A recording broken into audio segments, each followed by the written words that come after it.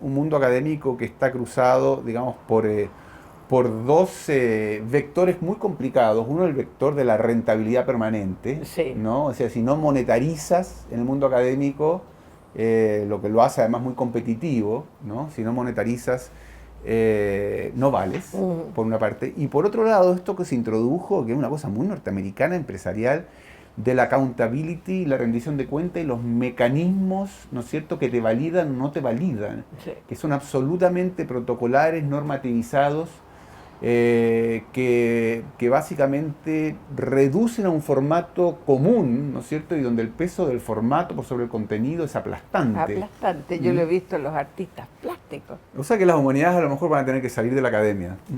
Yo las veo. O están saliendo Son nomás. Maverick. Sí. Maverick. Tú que yo te veo como ensayista, Sí, yo básicamente. O sea, también. te veo o sea, y el ensayo en la doble acepción de la palabra, como género literario y como la tentativa, el ensayar, el buscar, el tantear, ¿no es Mm. cierto? Es en el doble Ese, sentido de la palabra. ¿Ya? absolutamente. Em,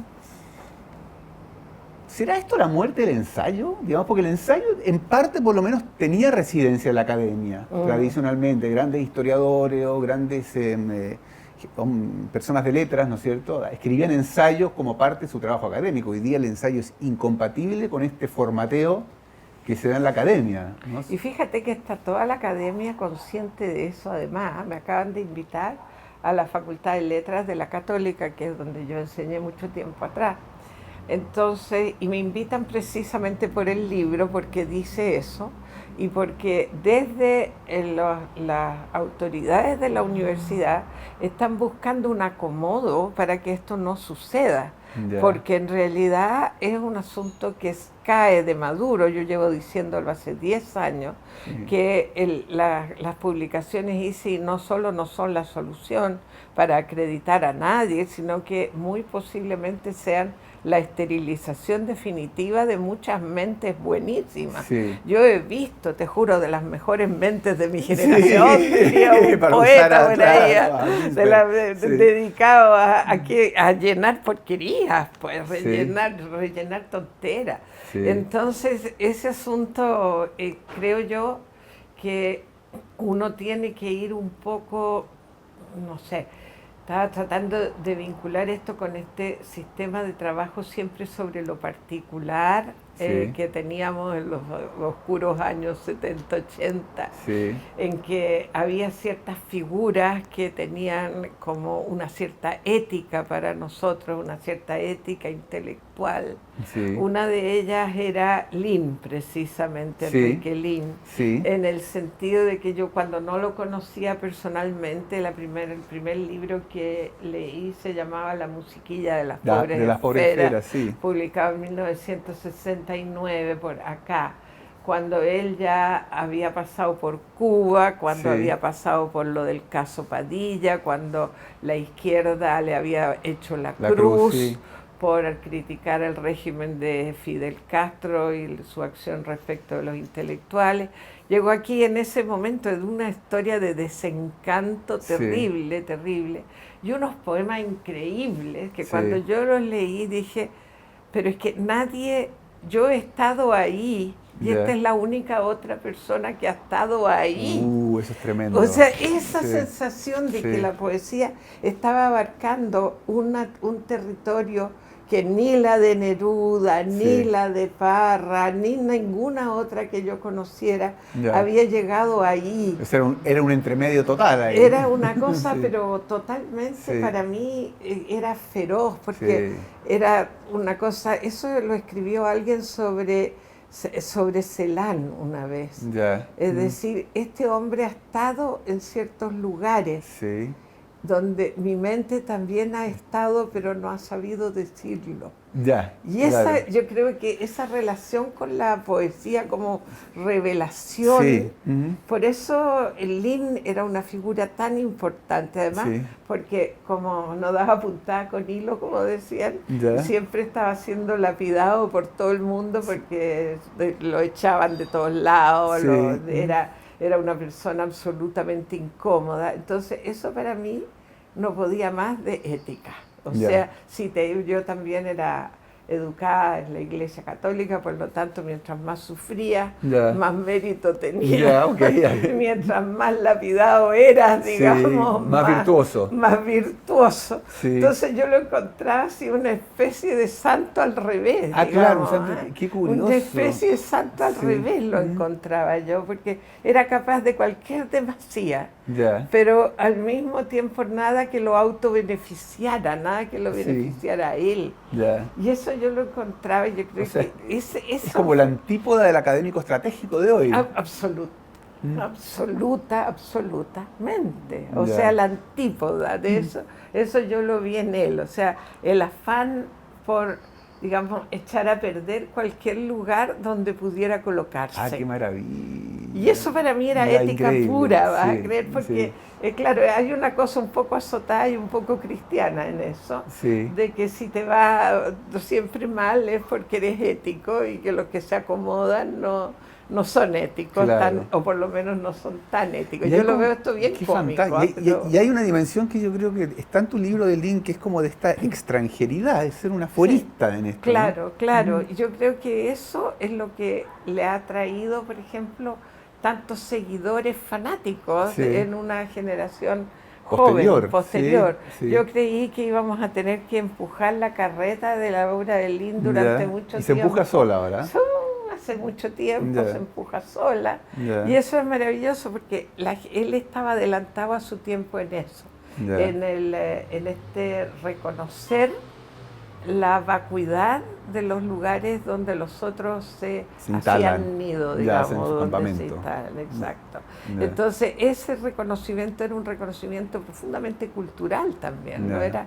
no era solo una historia biográfica, Ajá. porque de verdad los sistemas no daban para más, los relatos no daban para más, la vida cotidiana no daba para más, Sí. pero seguíamos escribiendo poesía como si eso no sucediera, ¿no? Claro. Qué fantástico. Entonces, ese asunto a mí me parecía verdaderamente como, me pareció siempre Sí. que era como su gran fortaleza como persona, Ya. paradójicamente, y como figura intelectual y Sí. como poeta. Ajá. Así que en síntesis. Ya. digamos.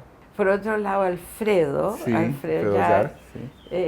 él llegó a verme a mí después de una conferencia que yo estaba dando por encargo del Departamento de Estudios Humanísticos sobre Juan Emar, creo, no tenía nada que ver. Y me dijo, yo soy artista plástico, yo quiero mostrarte mi obra, cosa que me dio tiritones, porque es como cuando a alguien le pasa a uno sus poemas, tú dices, ¿de qué le voy a decir ¿Y qué le si digo? no me gusta? ¿Y qué le digo si no me gustan? ¿Y qué le digo si no me gustan? Es una cosa terrible que tú sientes. Sí. Entonces me dijo, voy a ocupar 3/4 de hora de tu tiempo en tal parte y yo quiero que tú vayas. Y fui. Ya. Y lo que me mostró fue una cosa que después se pasó al concurso de la Colocadora Nacional de Valores en 1981, que se llamaba Obra Abierta y de Registro Continuo. Ya. Y ahí simplemente me dejó de espalda, Ya. porque ahí sí que yo no tenía nada que decir, porque él estaba trabajando con los medios de comunicación, fíjate. Estaba haciendo una instalación Ujú. que tenía una pantalla y grababa a la gente hablando sobre si era o no feliz, cosa que venía o no venía al caso, daba lo mismo. La gente se sentaba, grababa, pero hacía participar de una manera y hacía participar con una pantalla de televisión que era una cuestión cotidiana, Sí. que sin referencias teóricas ni y se ganó el concurso por sobre el CADA, por sobre todos los demás. Ya. Y yo le había escrito un texto para eso porque a mí me fascinó. Y después él sacó un libro en Barcelona con ese texto cuando sacó los estudios sobre la felicidad. Ya. Y entonces con Alfredo le había sucedido que él era un tipo que no había pasado por la Universidad de Chile, por artes de la Universidad de Chile, sí por la Facultad de Arquitectura, Ya. pero las distancias él era arquitecto, eran tales las distancias, tú no tenías grupo de pertenencia y finalmente parecía que el tener resonancia en una cultura dependía de tener cierto grupo de pertenencia. Sí. La Facultad de Artes era un grupo de pertenencia muy importante que se le fue en contra, como se le fue en contra a la escena de avanzada. Ah, sí, ¿eh? Sí. Ay, se le fue en contra de la escena Absolutamente. avanzada. ¿En serio? Absolutamente. ¿Y por qué? Absolutamente, porque vivía en Vitacura.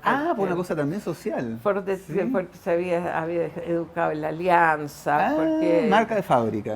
Ya. Ahora es una familia inmigrante, Sí. todas las demás cosas, ¿no? No tiene... Pero igual había una desconfianza muy grande. Mira. Y yo veía la obra y yo decía, no te puedes gastar tú aquí. Y le dije una cosa que él repite siempre, dice, esta mujer me echó de Chile. ¿Ah? Para bien.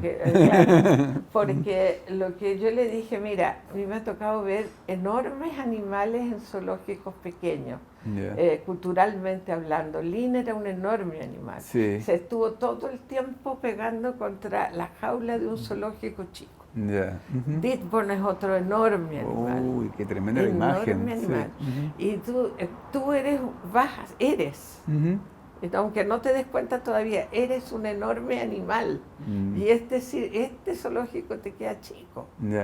Y entonces ándate. Y se fue.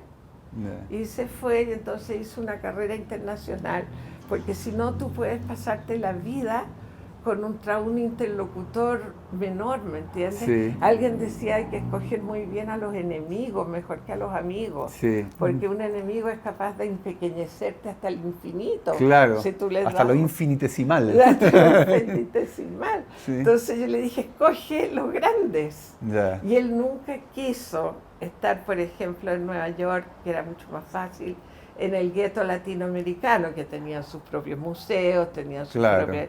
No, él quiso ir a lo grande.